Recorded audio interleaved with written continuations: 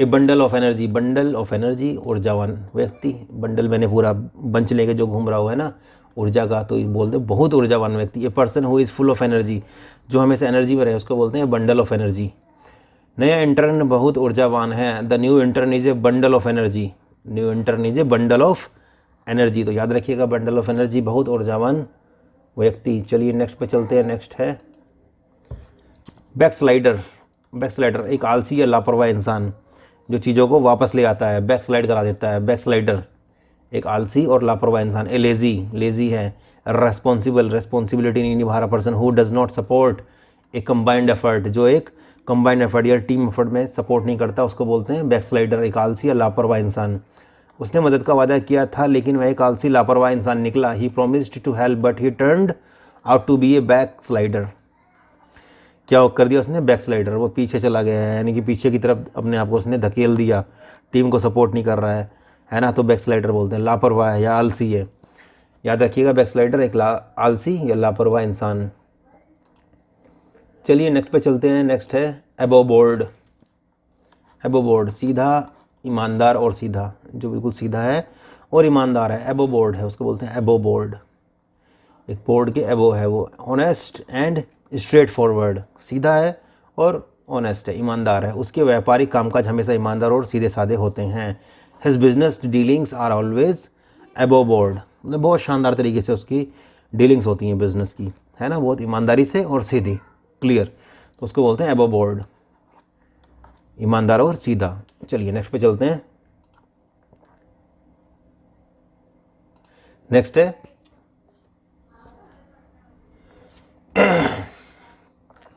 ए cipher. Cipher होता है महत्वहीन व्यक्ति। साइफर याद रखिएगा आप। साइफर एन इनसिग्निफिकेंट पर्सन, जो सिग्निफिकेंट नहीं है यानी जिसका महत्व नहीं है, उसको बोलते हैं साइफर, महत्वहीन व्यक्ति। एग्जाम्पल में समझते हैं। भव्य योजना में उसे खुद को महत्वहीन व्यक्ति महसूस हुआ। किसी योजना में गया था कोई बंदा, उससे खुद को महत्वहीन व्यक्ति महसूस हुआ, यानी उसको इम्पोर्टेंस नहीं मिली, यानी वो उसके लिए वहाँ के लिए इस पर्टिकुलर एरिया के लिए या पर्टिकुलर जो उसकी मीटिंग थी या जो योजना में वो गया था वहाँ के लिए उसने खुद को इम्पोर्टेंस उसको नहीं मिली, तो उसको महत्वहीन लगा खुद को। तो उसको क्या लगा? In the grand scheme of things he field like a cipher. उसको कैसा फील हुआ? जैसे साइफर हो, यानी उसका महत्व नहीं है, उसका, है ना, तो बोलते हैं महत्वहीन व्यक्ति। ए साइफर एंड इनसिग्निफिकेंट पर्सन। तो याद रखिएगा साइफर, महत्वहीन व्यक्ति। चलिए नेक्स्ट पे चलते हैं। नेक्स्ट है ए distant corner of the world, कहीं दूर।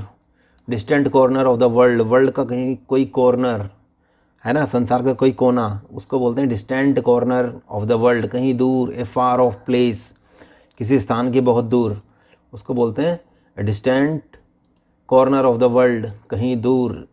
वह दुनिया के किसी दूर कोने में जाने का सपना देखती है। She dreams of travelling to a distant corner of the world, कहीं दूर जाने का सपना देखती है। कहीं दूर कहाँ? Distant corner of the world, world के किसी कोने में, यानी कहीं दूर।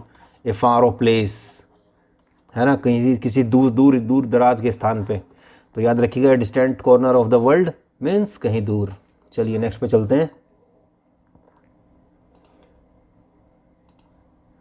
नेक्स्ट है ए क्लीन स्लेट।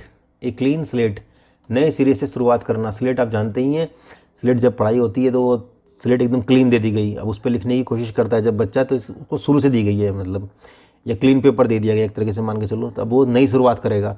तो वहाँ से आप याद रखिएगा एक क्लीन स्लेट, है ना, स्लेट क्लीन है, तब शुरुआत क्या करनी है? नए सिरे से शुरुआत करनी है। The starting with a clean record, एकदम क्लीन रिकॉर्ड से शुरुआत करनी है। क्लीन स्लेट याद रखिएगा, नए सिरे से शुरुआत। वह अपनी गलतियों के बारे में नए सिरे से शुरुआत करना चाहता है। He wants to start with a clean slate after his mistakes, गलतियों के बाद अब वो नई सिरे से शुरुआत करना चाहता है। He wants to start with a clean slate, नए सिरे से शुरुआत करना, है ना, आफ्टर हिज मिस्टेक्स। तो याद रखिएगा ए क्लीन स्लेट, नए सिरे से शुरुआत करना। ओके फ्रेंड्स, चलिए नेक्स्ट पे चलते हैं। नेक्स्ट है ए क्लोज कॉल। ए क्लोज कॉल, बाल बचना। ए नैरो एस्केप, कोई आपके बिल्कुल पास से गया है, क्लोज कॉल, है ना, गाड़ी आ रही है, आप रास्ते में जा रहे थे, आपके पास से एकदम निकल के गई बिल्कुल, है ना, 1 इंच की डिस्टेंस आपके पास से निकल गई, तो आपने कहा यार बाल बचे, है ना, जो बाल बचे उसको बोलते हैं क्लोज कॉल। कार लगभग उसे टक्कर मारने ही वाली थी पर वह बाल बाल बच गया। It was a close call when the car almost hit him. Car उसको टक्कर मारने वाली थी लेकिन वो बच गया, तो क्लोज कॉल उसको बोलते हैं। It was a close call when the car almost hit him. तो याद रखिएगा क्लोज कॉल, बाल बाल बचना, ए नैरो एस्केप, एस्केप यानी बचना, नैरो मैंने बहुत कम स्पेस से जो आप बचे हो है ना, उसको बोलते हैं बाल बाल बचना, एक क्लोज कॉल। चलिए नेक्स्ट देख लेते हैं। नेक्स्ट कौन सा है? नेक्स्ट है ए क्लोज शेव। क्लोज शेव ये भी क्या है? बाल बाल बचना, ठीक है। A narrow escape from serious danger और ट्रबल, ये सेम वही है क्लोज कॉल के जैसा ही है क्लोज शेव। वह हादसा बाल बाल बच गया था लेकिन शुक्र है सब सुरक्षित थे। The accident was a close shave but thankfully everyone was safe. सब सेफ, थैंकफुल कि सब सेफ थे।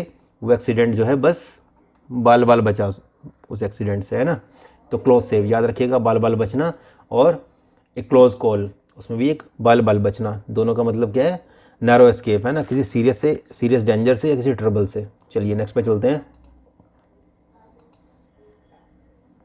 Achilles heal. एक्लीज हील होता है कमज़ोर पक्ष। Achilles heel, a weakness that proves to be fatal.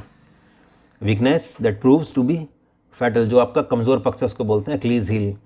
टाल मटोल करना उसका कमज़ोर पक्ष है। Procrastination is his Achilles heel, है ना। एक्लीज हील यानी कि उसका कमज़ोर पक्ष है, वो प्रोकास्टिनेशन करता रहता है। प्रोकास्टिनेशन मतलब यार मैं बाद में करूँगा, कोई काम दिया उसको, यार मैं बाद में करूँगा, उसको वो करता नहीं है उसको टाइम पे, है ना, उसको टालता रहता है।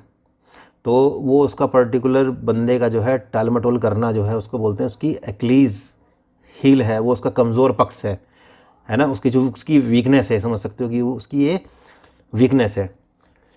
तो याद रखिएगा एक्लीज हील कमज़ोर पक्ष। चलिए नेक्स्ट पे चलते हैं। ए क्रशिंग ब्लो। ए क्रशिंग ब्लो, एक आहत करने वाला कार्य। ए हर्टफुल एक्शन, कोई ऐसा एक्शन जिसने हर्ट किया हो, आहत किया है ना, आहत करने वाला कार्य, उसको बोलते हैं क्रशिंग ब्लो, क्रश कर दिया। नौकरी खोना उसके लिए एक आहत करने वाला कार्य था। नौकरी खोना, उसकी नौकरी चली जा रही है तो उसके लिए एक आहत करने वाला कार्य है, वो एक आहत हो रहा है वो उससे, है ना। Losing his job was a crushing blow to him, उसको आहत कर रहा है यानी कि उसको क्रश कर रहा है एक तरीके से, क्रशिंग ब्लो। तो याद रखिएगा आप, क्रशिंग ब्लो एक आहत करने वाला कार्य यानी कि एक हर्टफुल एक्शन जिससे तकलीफ़ हो, उसको बोलते हैं क्रशिंग ब्लो।